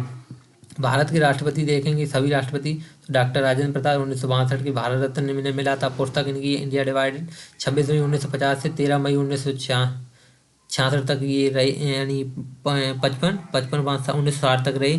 गांधी ने इन्हें आज़ाद सत्र कहा था। बिहार सरकार ने देश रत्न इन्हें कहा था। डॉक्टर सर्वपल्ली राधाकृष्णन 13 मई 1962 से 13 मई 1967 तक रहे। बुक है Indian philosophy the Hindu view of life, Bharat Ratna इन्हें 1954 में मिला था। जाकिर हुसैन तीसरे प्रधानमंत्री थे। 13 मई 1967 से 3 मई 1969 तक रहे। 1963 में इन्हें भारत रत्न मिला। ये पहले मुस्लिम राष्ट्रपति हैं, पद पर ही इनकी मृत्यु हो गई थी। कारवाक बरहामीर वेंकट रमण इनके समय आए, फिर 1969 से 20 जुलाई 1969 तक रहे। दूसरे देखेंगे कारवाक तो मोहम्मद हिदायतुल्लाह 20 जुलाई 1969 से 24 अगस्त 1969 तक रहे। भारत के मुख्य न्यायाधीश थे मोहम्मद हिदायतुल्लाह जो उपराष्ट्रपति और राष्ट्रपति बने थे। अब हम देखेंगे वेंकट गिरी, जो 24 अगस्त 1969 से 24 अगस्त 1974 तक रहे। 1975 में इन्हें भारत रत्न मिला था। फखरुद्दीन अली अहमद 24 अगस्त 1974 से 11 फरवरी 1977 तक रहे। 25 जून 1975 को आपातकाल घोषित किया था इन्होंने, पद पर रहते ही इनकी मृत्यु हो गई थी। कारवाक देखेंगे इनके समय कौन आया था, बी डी जत्ती आए थे 11 फरवरी 1977 से 24 जुलाई 1977 तक।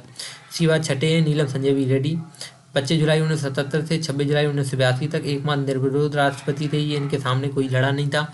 आंध्र प्रदेश के पहले सीएम थे ये, 6वें लोकसभा के अध्यक्ष थे ये। इसके बाद देखें ज्ञानी जैल सिंह, 26 जुलाई 1982 टू 25 जुलाई 1987 तक रही ये। ऑपरेशन ब्लू स्टार ज्ञानी जैल सिंह के समय घटना हुई थी। भारत के पहले सिख राष्ट्रपति थे ये। 1986 में डाकघर विधेयक में पॉकेट वीटो का इन्होंने क्या किया था, प्रयोग किया था।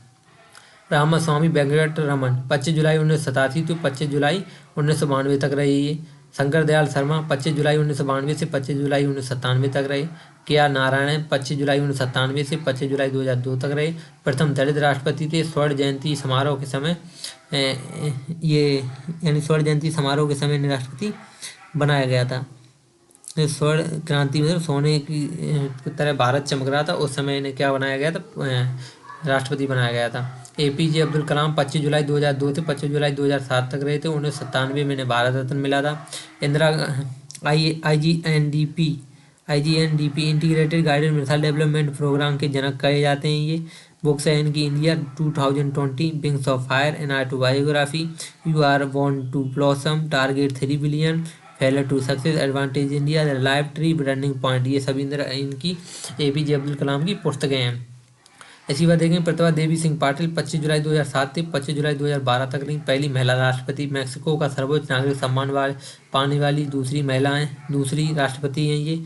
राजस्थान की प्रथम महिला राज्यपाल हैं ये। इसके बाद देखें प्रणब मुखर्जी 25 जुलाई 2012 से 25 जुलाई 2017 तक रहे। वो कहें इनकी the coalition year, the presidential year, the dramatic decades. इन्हें भारत रत्न कब मिला, 2019 में। किसे भारत रत्न मिला 2019 में, प्रणब मुखर्जी को 2019 में भारत रत्न दिया गया। इसके बाद कौन आता है राष्ट्रपति, रामनाथ कोविंद, 25 जुलाई 2017 से 25 जुलाई 2022 तक रामनाथ कोविंद रहते हैं। 15वीं राष्ट्रपति कौन है, द्रौपदी मुर्मू हमारी, 25 जुलाई 2022 से ये अभी तक राष्ट्रपति हैं। पहली आदिवासी महिला हैं ये राष्ट्रपति। संताल जात उड़ीसा से आती हैं। झारखंड की पहली महिला राज्यपाल रह चुकी हैं ये। सबसे युवा राष्ट्रपति हैं ये। स्वतंत्र भारत में जन्मी पहली राष्ट्रपति हैं ये। 25 जून 1958 में को इनका जन्म हुआ। अब देखेंगे कार्यपालिका व न्यायिक शक्तियाँ। कार्यपालिका और न्यायिक शक्तियाँ। आर्टिकल 53 कहता है संघ की कार्यपालिका शक्ति राष्ट्रपति में नियत होती है। आर्टिकल 74 कहता है राष्ट्रपति की सहायता के लिए एक मंत्रिपरिषद होगी। आर्टिकल 77 कहता है भारत सरकार के सभी कार्यपालिका के कार्य राष्ट्रपति के नाम से ही माने जाएंगे। आर्टिकल 78 कहता है राष्ट्रपति प्रधानमंत्री से प्रशासन विधि निर्माण से संबंधित जानकारी प्राप्त कर सकेगा। विभिन्न पदों पर नियुक्तियां देखेंगे तो राष्ट्रपति को अधिकार है। प्रधानमंत्री का अधिकार आर्टिकल 75 प्रसाद पर्यंत है ये। मंत्रिपरिषद की नियुक्ति पीएम की सलाह पर होगी, पर ये प्रसाद पर्यंत है। राज्यपाल, उपराज्यपाल और प्रशासकों की नियुक्ति ये भी प्रसाद पर्यंत है। भारत का माननीय आर्टिकल 76 ये भी प्रसाद पर्यंत है। भारत के नियंत्रक एवं मालिका परीक्षक, उच्चतम न्यायालय, उच्च न्यायालय के न्यायाधीश, संघ लोकसभा आयोग के अध्यक्ष सदस्य, मुख्य निर्वाचन आयुक्त, अन्य आयुक्त, राष्ट्रीय मानवाधिकार आयोग, राष्ट्रीय अल्पसंख्यक आयोग, राष्ट्रीय पिछड़ा आयोग, अनुसूचित जाति आयोग, अनुसूचित जनजाति आयोग और सदस्यों की नियुक्ति, वित्त आयोग के अध्यक्ष, सेना प्रमुख, ये सभी की ये नियुक्ति के लिए यानी कि विभिन्न पदों की नियुक्ति के लिए राष्ट्रपति को अधिकार है। अब देखेंगे न्यायिक शक्तियाँ। तो आर्टिकल 72 के लिए में इन्हें न्यायिक शक्तियाँ दी गई हैं। क्षमादान की शक्ति दी गई है। क्षमा यानी पूर्ण माफी भी हो सकती है कोई भी अपराध के लिए। लघुकरण यानी सजा की प्रगति को भी ये बदल सकती हैं। तो इन्हें न्यायिक शक्तियाँ दी गई आर्टिकल 72 में। अब देखेंगे आर्टिकल 3 में परिहार यानी प्रगति को बिना बदले सजा को कम करने की शक्ति दी गई है। विराम यानी विशेष कारण को से सजा को कम करने के लिए भी इन्हें विराम नाम की शक्ति दी गई है। प्रतिलंबन देखेंगे दंड को स्थगित कर सकती हैं ये। मंत्रिमंडल की सलाह पर निर्णय होगा इसका। सलाह को बाध्यकारी बनाया गया है। निर्णय की समीक्षा नहीं होगी पर प्रक्रिया की समीक्षा हो सकती। किस प्रक्रिया के अंतर्गत इसकी सजा को कम किया गया है या इसकी मौत को सजा में बदला गया है, तो इस प्रक्रिया को की समीक्षा हो सकती है पर इसकी निर्णय की समीक्षा नहीं हो सकती। आर्टिकल 124 कहता है सुप्रीम कोर्ट में न्यायाधीशों की नियुक्ति परामर्श किससे होगा, सीजीआई यानी चीफ जस्टिस ऑफ इंडिया से होगा। आर्टिकल 217 कहता है उच्च न्यायालय में न्यायाधीशों की नियुक्ति सलाह किससे ली जाएगी, चीफ जस्टिस ऑफ इंडिया और संबंधित राज्यपाल से लिया जाएगा, यानी कि ये राज्य में नियुक्ति हो रही तो राज्यपाल से लिया जाएगा। आर्टिकल 143 कहता है राष्ट्रपति को उच्चतम न्यायालय से परामर्श प्राप्त करने का अधिकार है पर बाध्यकारी नहीं है। राष्ट्रपति की विधायी शक्तियां देखेंगे तो आर्टिकल 79 में दिया गया है संसद, यानी संसद में राष्ट्रपति होगा, राज्यसभा होगी और लोकसभा होगी। इसके अंतर्गत आते हैं संसद के अंतर्गत। तो आर्टिकल 85 कहता है संसद का सत्र बुलाना, आहूति यानी सत्रावसान करना। सत्र जब स्टार्ट होता है, संसद यानी नई सत्र स्टार्ट होता है या साल में हर साल जब संसद का पहला सत्र होता है तो उसको बुलाना और उसको खत्म करना, आहूत करना और सत्रावसान करना, राष्ट्रपति के पास इसकी शक्तियाँ हैं। आर्टिकल 86 कहता है राष्ट्रपति का संसद में सामान्य अभिभाषण कभी भी हो सकता है। आर्टिकल 87 राष्ट्रपति का संसद में विशेष अभिभाषण। लोकसभा और राज्यसभा में मनोनयन का भी अधिकार किसे है? राष्ट्रपति को ही है। आर्टिकल 331 में लोकसभा में 2 एंग्लो इंडियन का अधिकार, अब इसे 2020 में 104वां संविधान संशोधन द्वारा एंग्लो इंडियन थे उनको हटा दिया गया है। आर्टिकल 80 देखेंगे तो राज्यसभा में 12 सदस्यों का मनोनयन 4 क्षेत्रों से। आर्टिकल 108 संयुक्त बैठक को बुलाना लोकसभा और राज्यसभा की। आर्टिकल 123 कहता है अध्यादेश जारी करने की शक्ति राष्ट्रपति की, वीटो यानी निषेधाधिकार शक्ति, अंत्यांतिक वीटो, पूर्ण रूपेण से किसी विधेयक को मना करना राष्ट्रपति के बाद ये वीटो हैं। एक तीसरी 222 वीटो है, विशेष वीटो, ये भारत में नहीं है, ये यूएसओ में है। निलंबनकारी वीटो, इसे साधारण बहुमत से निरस्त किया जा सकता है। धन विधेयक और संविधान संशोधन विधेयक के लिए लागू नहीं है ये। और पॉकेट वीटो देखेंगे जो ज्ञानी जैल सिंह ने प्रयोग की थी। विधेयक पर अनिश्चित समय तक निर्णय ना होना, यानी कि अनिश्चित समय तक विधेयक पर निर्णय ना लो और इसे अपनी जेब में रखो, तो इसके लिए ये क्या कहा, पॉकेट वीटो का प्रयोग किया जाता है। यानी ज्ञानजी जैल सिंह द्वारा इसे भारतीय डाक संशोधन अधिनियम आया था 1986 में, इस वीटो का किया गया था, यूज उन्होंने किया था। इसके बाद देखेंगे राष्ट्रपति की आपातकालीन शक्तियों के बारे में। तो भाग 18 में राष्ट्रपति की आपातकालीन शक्तियाँ रखी गई हैं, जर्मनी के संविधान से इन्हें प्रेरित किया गया है। आर्टिकल 352 से 360 तक इन्हें रखा गया। आर्टिकल 352 कहता है राष्ट्रपति आपातकाल की घोषणा कर सकता है, राष्ट्रीय आपातकाल की घोषणा कर सकता है पर राष्ट्रपति ही करेगा। आधार क्या होगा? युद्ध हो जाए, बाहरी आक्रमण हो जाए, सशस्त्र विद्रोह हो जाए, यानी कि अंतरीय रूप से हमारे में सेना का आक्रमण हो जाए अपने ही राज्य में ही अपने में, तो ये कारण हो सकते हैं। राष्ट्रीय आपातकाल की उद्घोषणा राष्ट्रपति करता है, मंत्रिमंडल के लिखित परामर्श पे करता है, पूरे देश में ये या विशेष हिस्से में भी कर सकता है। घोषणा की तिथि से 3 दिनों में विशेष बहुमत से पारित हो, एक के बाद एक पारित होने पर 6 माह तक ये चलेगा। अगर एक बार इसे पारित कर दिया तो 6 माह तक चलेगा। 6 माह के बाद पुनः इसे पारित करने के लिए करके अनिश्चित तक चला सकते हैं। 6 माह के बाद इसे पारित करते रहिए और इसे अनिश्चित काल तक चला सकते हैं। राज्यों के विधि बनाने की शक्ति को खत्म हो जाती है आपातकाल में। लोकसभा और विधानसभा का कार्य 1-1 वर्ष करके बढ़ा सकते हैं पर। आर्टिकल 19 कहता है कि स्वतंत्रता स्वतः विलंबित हो जाती है और आर्टिकल 358 से बाकी सभी निलंबित आर्टिकल 399 से होंगे, आर्टिकल 359 से होंगे, सॉरी। यानी आर्टिकल 19 की स्वतंत्रता है वो स्वतः ही निलंबित हो जाती है, पर आर्टिकल 358 से बाकी सभी जो आर्टिकल हैं वो निलंबित होंगे, पर वो आर्टिकल 359 से होंगे। आर्टिकल 20 और 21 कभी निलंबित नहीं होते हैं। अब तक 3 बार इमरजेंसी लगी है। नंबर 1 इंडो चाइना वार, यानी चाइना से युद्ध हुआ 1962 से 1968 तक, तब नेहरू जी थे। इंडिया पाकिस्तान युद्ध 1971 में। आंतरिक अशांति 25 जून 1975 में इंदिरा गांधी ने लगाई थी।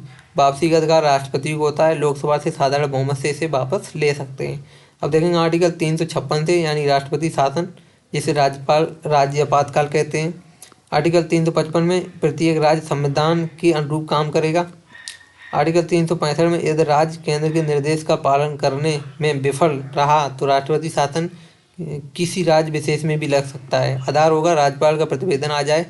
संसद के दोनों सदस्यों द्वारा साधारण बहुमत से 2 माह के अंदर अनुमोदन होना चाहिए, पारित कर दो और राष्ट्रपति शासन लग सकता है। अनुमोदन होना चाहिए, पारित होने पर 6 माह तक ये चलेगा और 6 माह पर पुनः बढ़ाकर इसे अधिकतम 3 वर्ष तक राष्ट्रपति शासन चला सकते हैं। अब देखेंगे इसे समाप्ति करने के लिए क्या करना पड़ेगा। जब राष्ट्रपति शासन को हम समाप्त करेंगे तो हमें क्या करना, समाप्ति करने के लिए भी इसका समाप्ति का अधिकार कैसे दिया गया है? राष्ट्रपति को दिया गया है। शासन राज्यपाल एवं सचिव या राष्ट्रपति द्वारा नामित व्यक्ति होगा, जो राष्ट्रपति के नाम से होगा वही शासन चलाएगा। भंग हो जाती है उस समय जब राष्ट्रपति शासन लगता है तो कैबिनेट मिनिस्टर यानी सीएम और चीफ मिनिस्टर और जो कैबिनेट ऑफ मिनिस्टर होते हैं, यानी सेंट्रल में जो मिनिस्टर होते हैं, चीफ मिनिस्टर होते हैं, उनकी क्या होती है, उनकी शक्तियाँ सभी भंग हो जाती हैं और राष्ट्रपति के अंतर्गत काम होने लगता है। सबसे ज़्यादा बार राष्ट्रपति शासन कहाँ पे लगा? यूपी और मणिपुर में लगा 10 बार। सबसे ज़्यादा दिन कहाँ लगा? तो जम्मू और कश्मीर में लगा 6 साल 2 महीना और 20 दिन। ये कहाँ पे लगा? जम्मू कश्मीर में। पंजाब में 4 साल 4 महीना और 15 दिन तक लगा। सबसे पहली बार पंजाब में 20 जून 1951 में श्री भीमसेन सच्चर के समय ये राष्ट्रपति शासन की न्यायिक समीक्षा हो सकती है, लेकिन राष्ट्रपति शासन लगाया जाए उस समय उसकी कोई भी समीक्षा नहीं हो सकती, पर बाद में उसकी न्यायिक समीक्षा हो सकती है। तो सबसे पहली बार सब कहाँ पे लगा था? पंजाब में लगा था 20 जून 1951 में। सीएम भीमसेन सच्चर उस समय थे। तो सबसे पहला राष्ट्रपति शासन कहाँ पे लगा था? पंजाब में। अब आर्टिकल 360 देखेंगे, वित्तीय आपातकाल। ये भारत में अभी तक एक भी बार नहीं लगा। उद्घोषणा देखेंगे तो प्रेसिडेंट द्वारा होती है। आधार इसका देश की साख होती है, यानी कि हमारा वित्तीय पैसा की कमी हो जाए हमारे देश में, हम खाने पीने लायक नहीं रहे। वित्तीय स्थायित्व कमजोर होने पर संसद के दोनों सदनों के साधारण बहुमत से पारित कर सकते हैं। और वापसी का अधिकार कैसे है? प्रेसिडेंट को है। अब देखेंगे हम राष्ट्रपति पढ़ चुके हैं, तो अब हम पढ़ेंगे उपराष्ट्रपति। उपराष्ट्रपति को स्टार्ट करने से पहले बता दें, अगर आपने अभी तक वीडियो को लाइक नहीं किया तो लाइक कर लें और कमेंट करना ना भूलें। अब आइए देखते हैं, यूएसए से इसे लिया गया है उपराष्ट्रपति को। आर्टिकल 63 में कहा गया है उपराष्ट्रपति का पद होगा। आर्टिकल 64 में कहा गया सभापति होगा। ये आर्टिकल यानी राज्यसभा का सभापति किसे बनाया गया? उपराष्ट्रपति। ये आर्टिकल 64 में बताया गया है। आर्टिकल 65 में बताया गया कार्यकाल, यानी कार्य राष्ट्रपति के रूप में कर सकते हैं ये जब राष्ट्रपति नहीं होगा तब। आर्टिकल 66 में निर्वाचन बताया गया। आर्टिकल 67 में इनका कार्यकाल टेन्योर बताया गया। आर्टिकल 68 में समय यानी रिक्ति खाली होगी तब। आर्टिकल 69 में शपथ यानी ओथ बताया गया। आर्टिकल 70 में निर्वहन बताया गया है। आर्टिकल 71 में राष्ट्रपति और उपराष्ट्रपति के निर्वाचन पर अंतिम अधिकार सुप्रीम कोर्ट का होगा, इसमें ये बताया गया है। आर्टिकल 63 देखें तो उपराष्ट्रपति का पद होगा, जिसमें इनके कार्य क्या होंगे? आर्टिकल 64 के अंतर्गत राज्य के पदेन सभापति होंगे ये, आर्टिकल 64 कहेगा। आर्टिकल 65 कहेगा उपराष्ट्रपति जब नहीं हैं तो कार्यवाहक राष्ट्रपति के रूप में ये कार्य करेंगे, यानी जब राष्ट्रपति नहीं है तो उपराष्ट्रपति आर्टिकल 65 के अंतर्गत क्या है? राष्ट्रपति के रूप में कार्यवाहक के रूप से काम करेंगे। वेतन सभापति के रूप में इन्हें कितना मिलेगा? 4 लाख रुपए पर मंथ इन्हें क्या मिलेगा? वेतन मिलेगा, ये सभापति के रूप में।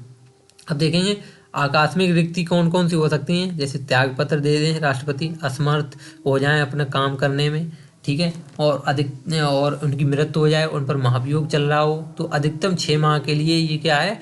आकस्मिक रिक्ति होने के समय पर ये क्या है? राष्ट्रपति के रूप में कार्य कर सकते हैं। वेतन भत्ते और सुविधाएं देखेंगे तो राष्ट्रपति पद की जो सुविधाएं होती हैं वही सभी सुविधाएं उपराष्ट्रपति को मिलती हैं। सभापति का कार्य नहीं करेंगे, जब राष्ट्रपति का ये कार्य करेंगे, जब मतलब राष्ट्रपति जब नहीं है तो उसकी जगह फिर ये कार्य करेंगे, तो उस समय फिर ये राज्य के सभापति का मतलब जो राज्यसभा है उसके सभापति का फिर ये कार्य नहीं करेंगे।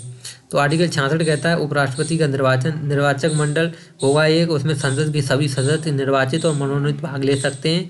अगर 20 प्रस्तावक होने चाहिए और 20 अनुमोदक होने चाहिए और 15,000 जमानत राशि इन्हें जमा करनी होगी। ये योग्यताएं क्या हैं? भारत का नागरिक हो, 35 वर्ष की आयु हो, राज्यसभा के सदस्य बनने की योग्यता रखता हो और लाभ के पद पर ना हो। आर्टिकल 67 कहता है उपराष्ट्रपति का कार्यकाल 5 साल का होगा। अगले का चुनाव 60 दिनों के अंदर होगा। अगर ये खाली हो जाता है तो अगले व्यक्ति का उपराष्ट्रपति के चुनाव के लिए 60 दिनों के अंदर कराया जाए। आर्टिकल 68 कहता है पद रिक्ति होगा तो उस समय क्या होगा? तो पद रिक्ति के समय क्या होगा? यानी त्यागपत्र अगर दे दिया हो, मृत्यु यानी हटाया गया हो, निर्वाचन आर्टिकल 71 के अंतर्गत सुप्रीम कोर्ट द्वारा अवैध घोषित कर दिया गया हो, कार्यवाहक उपराष्ट्रपति का प्रावधान नहीं है, यथाशीघ्र का इनका चुनाव होगा। उपराष्ट्रपति की पद मुक्ति महाभियोग जैसी प्रक्रिया द्वारा होती है। 14 दिन पूर्व इन्हें नोटिस दिया जाएगा। राज्यसभा से शुरू होगा, बहुमत से पारित होना चाहिए, यानी 50% वोट मिले प्लस एक व्यक्ति यानी एक्स्ट्रा वोट मिल जाए तो ये पारित हो जाएगा। लोकसभा की इसमें सहमति होनी चाहिए। आर्टिकल 69 कहता है उपराष्ट्रपति की शपथ राष्ट्रपति द्वारा उनके द्वारा ही नामित व्यक्ति को उनकी यानी राष्ट्रपति द्वारा उनके द्वारा जो नामित व्यक्ति है या राष्ट्रपति द्वारा इन्हें क्या है, यानी राष्ट्रपति अगर द्रौपदी मुर्मू शपथ दिला रही है तो वो किसी व्यक्ति को चुनकर भी शपथ दिला सकती है कि ये व्यक्ति आपको शपथ दिलाएगा। अगर वो उपस्थित नहीं है और नहीं तो वो खुद ही हमारा राष्ट्रपति खुद ही मतलब शपथ दिलाएगा। अब आर्टिकल 70 देखेंगे तो आकस्मिकता में राष्ट्रपति की कार्य के लिए संसद प्रावधान बना सकती है। अब देखेंगे प्रधानमंत्री यानी प्राइम मिनिस्टर। आर्टिकल 74 कहता है राष्ट्रपति की सहायता एवं सलाह हेतु एक मंत्रिपरिषद होगा जो सलाह के यानी बाध्यकारी होगा। 42वां संविधान संशोधन 1976 के द्वारा इसे जोड़ा गया। सलाह को एक बार पुनर्विचार के लिए भेज सकते हैं। ये कब कहा गया? 44वें संविधान संशोधन 1978 के द्वारा जोड़ा गया कि अगर राष्ट्रपति कोई बात इसमें बुरी लगती है, यानी आर्टिकल 74 के अंतर्गत बताया गया है कि अगर कोई नियम संसद में आता है, अगर वो पारित होने के लिए जा रहा है, सलाह को एक बार पुनर्विचार के लिए राष्ट्रपति के पास आएगा तो राष्ट्रपति उस पर पुनर्विचार करके सलाह दे सकते हैं, पर बाध्यकारी नहीं है। इसे कब जोड़ा गया? 44वें संविधान संशोधन 1978 द्वारा जोड़ा गया। इसी में कहा गया कि राष्ट्रपति एक रबर की स्टाम्प है, केवल एक ये रबर की स्टाम्प की तरह राष्ट्रपति को काम कर रहा है। तो आपने सभी ने देखा, आज की क्लास में हमने प्रधानमंत्री तक की क्लास को पढ़ा। तो आपने देखा हमने प्रस्तावना से शुरू किया था, यानी प्रस्तावना को हमने अच्छे से पढ़ा। प्रस्तावना के बाद हमने CA 2015 को पढ़ा, नागरिकता के अंतर्गत हमने सब कुछ पढ़ा। इसके बाद हमने फंडामेंटल ड्यूटीज को पढ़ा, फंडामेंटल राइट को पढ़ा, DPSP को पढ़ा जो आयरलैंड से लिए गए, हमने मौलिक अधिकार हमारे USA से लिए गए, हमने उन्हें पढ़ा। फंडामेंटल ड्यूटीज को पढ़ा हमने, मौलिक कर्तव्य हमारे जहाँ लिए गए, हमने सभी चीज़ों को पढ़ा। इससे क्लास से आपको ज़्यादा से ज़्यादा इसी क्लास से क्वेश्चन मिलेंगे। हमने राष्ट्रपति को पढ़ा, उपराष्ट्रपति को पढ़ा, इसके बाद हमने प्रधानमंत्री को स्टार्ट कर दिया। तो हमें आशा है आज की क्लास में आपको काफ़ी ऐसे क्वेश्चन होंगे जो आपके डाउट क्लियर करेंगे और काफ़ी आपके कॉम्पिटिटिव एग्जाम में मिलेंगे आपको। तो ऐसे ही हम आपके लिए अब इंडियन पॉलिटी की क्लास लेकर के आ रहे हैं। तो हमने आपसे वादा किया था कि हम 4 क्लास में इंडियन पॉलिटी को ख़त्म करेंगे। तो हमारी 2 क्लासें हो चुकी हैं, हम 2 क्लासें और रह गई। इसके अंतर्गत 2 क्लासों के अंतर्गत ही हम इंडियन पॉलिटी को ख़त्म करेंगे। हमें आशा है आपको क्लास पसंद आई होगी। अगर आपको क्लास पसंद आई है तो वीडियो को लाइक करना न भूलें, चैनल को सब्सक्राइब कर लें, जिससे आपको क्लास का लेटेस्ट नोटिफिकेशन मिलता रहेगा। तो मिलते हैं दोस्तों कल की क्लास में। जय हिंद दोस्तों, जय हिंद भाइयों, राधे राधे भाइयों।